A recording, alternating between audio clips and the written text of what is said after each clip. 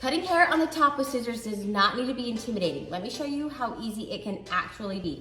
So you start with an inch section down the middle of their hair. We call this the middle mohawk section. Now remember that because I refer back to that in almost every tutorial that I do. Then all you have to do is pull that hair straight up. So you're gonna comb it straight up and you're going to decide how long you want the top of their hair. I'm going to cut about that much. Now that first cut creates the guide for the whole top. So what you're going to do is then you're going to take some hair that you have cut and some that you haven't and pull it up and match that first cut. So there's where I have cut, there's where I haven't, and I match that cut. You're going to do this with the whole mohawk section. Pulling that straight up so you can see now that that whole section is the same length.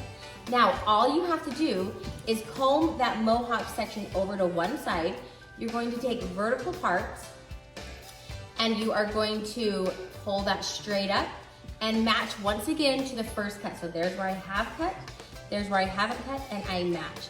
Then after I take that section, I'm going to take another little section and pull it straight up and do the same thing. Then you're going to go around down both sides and match everything to that middle mohawk section.